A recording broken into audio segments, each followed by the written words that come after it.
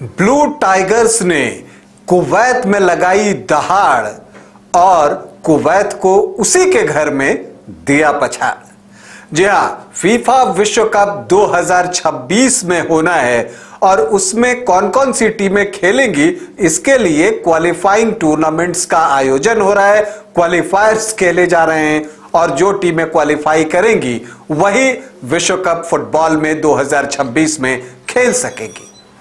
इसी कड़ी में भारतीय टीम भी क्वालिफाइंग टूर्नामेंट खेल रही है और आपको बता दूं कि फीफा वर्ल्ड कप क्वालिफायर्स राउंड 2 में भारत का मुकाबला कुवैत से हुआ और उसने कुवैत को पराजित किया है।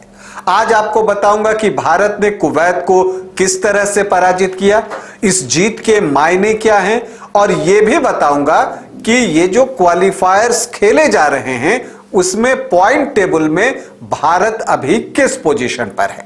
लेकिन पहले बता दूं कि आप देख रहे हैं न्यूज बाइस्कोप और मैं हूं राकेश रंजन।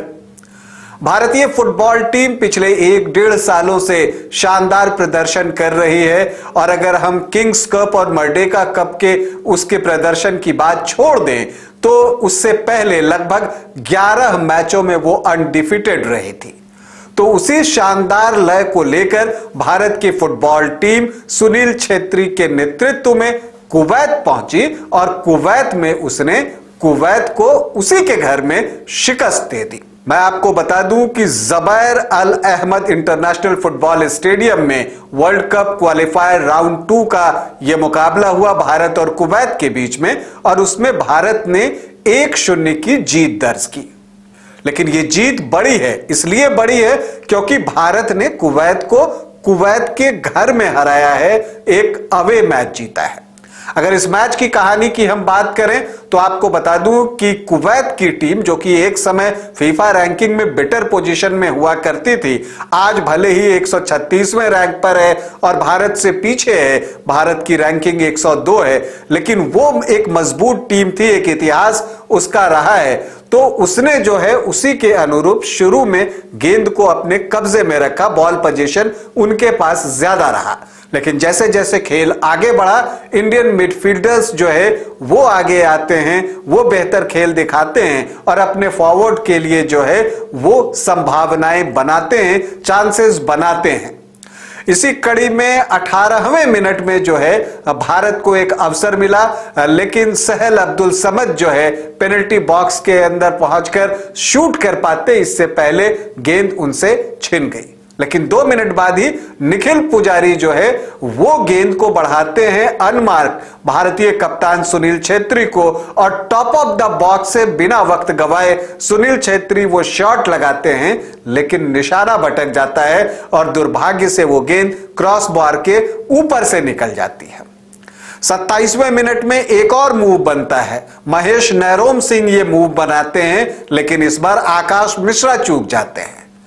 पहला हाफ खत्म हो उससे पहले कुवैत को भी एक अवसर मिलता है, लेकिन वो भी उसका फायदा नहीं उठा पाता और हाफ टाइम पर दोनों टीमें बराबरी पर थी, भारत 0 कुवैत 0। हाफ टाइम के बाद कुवैत ने अपने आक्रमण जो है वो बढ़ा दिए और उस वक्त जो है फहाद के पास एक अवसर आया था हेडर के जरिए गोल करने का, लेकिन वो चूक गए। इस बीच 60वें मिनट में भारतीय टीम के लिए छांगटे मैदान पर उतरते हैं। छांगटे फर्स्ट प्लेइंग 11 में नहीं थे, लेकिन उनके आते ही जो है गेम में गति जो है वो बढ़ जाती है। हालांकि आपको बताऊं कि मनवीर सिंह विंगर के तौर पर खेल रहे थे, राइट विंगर के तौर पर, और उनका प्रदर्शन पहले हाफ में भी बेजोड़ रहा था। तो छांगटे को लेफ्ट विंगर के रूप में उतारा गया और वो लेफ्ट विंगर में आते हैं और 75वें मिनट में वो एक अवसर बनाते हैं, गेंद को लेकर तेजी से भागते हैं और कुवैत के पेनल्टी बॉक्स के अंदर अपना क्रॉस डालते हैं और वहां पर मनवीर सिंह मौजूद होते हैं जो कि आ रहे होते हैं और वॉली पर जो शॉट उन्होंने लगाया वो देखने लायक था। गोलकीपर ने हालांकि पूर्वानुमान सही लगाया, बाईं ओर छलांग भी लगाई, लेकिन गेंद उनसे दूर थी, जाल में जाकर उलझी और भारत को 1-0 की बढ़त मिल गई।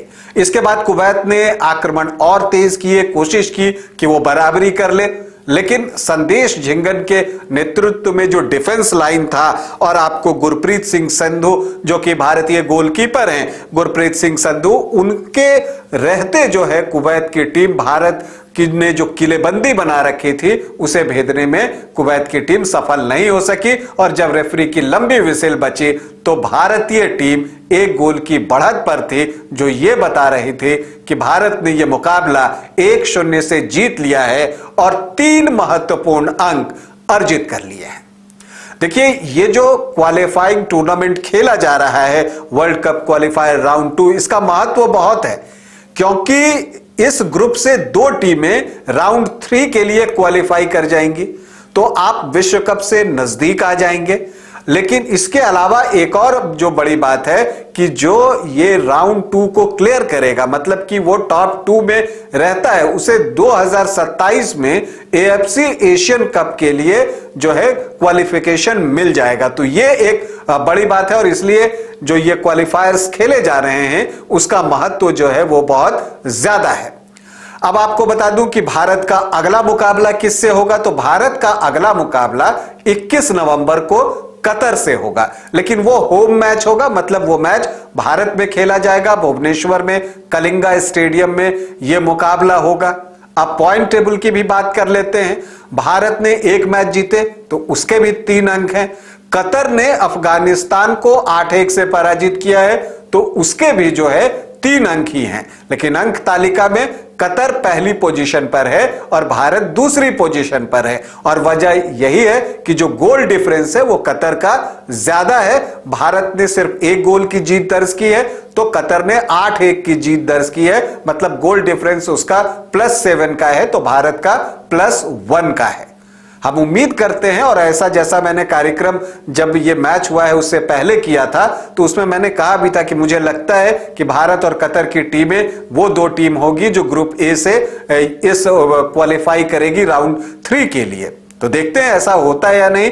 फिलहाल तो सबकी नजरें 21 नवंबर को जो कतर से भारत का मुकाबला है उस पर है। हम उम्मीद करते हैं कि भारतीय फुटबॉल टीम कतर के खिलाफ भी बेहतरीन प्रदर्शन करेगी और ये जो फीफा वर्ल्ड कप क्वालिफायर्स राउंड 2 खेला जा रहा है उसमें जो उसका लक्ष्य है कि टॉप 2 में रहना है वो उसे हासिल करेगी और राउंड 3 में जाएगी। भारतीय फुटबॉल टीम को हमारी ढेरों शुभकामनाएं। अभी के लिए इतना ही, इजाजत दें, नमस्कार।